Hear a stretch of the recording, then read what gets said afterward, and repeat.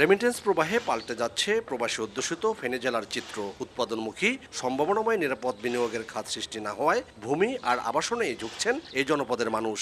যাদের শ্রম, ঘাম এবং হাতের সুনিপুণ কারুকাজে এ সকল ভবন নির্মিত হচ্ছে, সে সকল নির্মাণ শ্রমিকদের কাজের নিরাপত্তা কতটুকু, সেই বিষয়টা নিয়ে আদৌ সংশ্লিষ্টরা কতটুকু ভাবছে। কিন্তু যাদের হাতে গড়ে উঠছে স্বপ্নের আবাসন, তারা নিজেরাই থাকছেন অনিরাপদ। নির্মাণ শ্রমিকরা কাজ করছেন অত্যন্ত ঝুঁকিপূর্ণ অবস্থায়। কর্মক্ষেত্রে তাদের নেই পর্যাপ্ত নিরাপত্তা গিয়ার, নেই প্রশিক্ষণ। এতে প্রায় দুর্ঘটনায় হতাহত হচ্ছেন অনেকেই, অথচ এসব নিয়ে নেই কারো কোনো মাথা ব্যথা।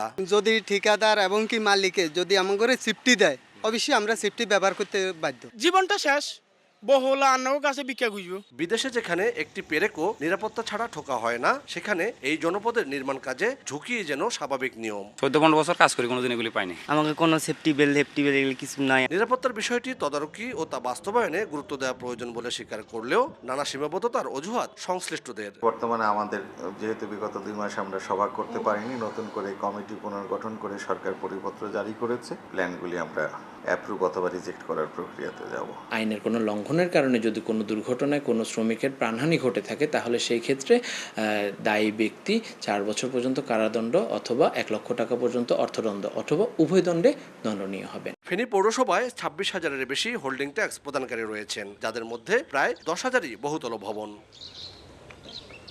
আতিয়ার সজল, সময় সংবাদ, ফেনী।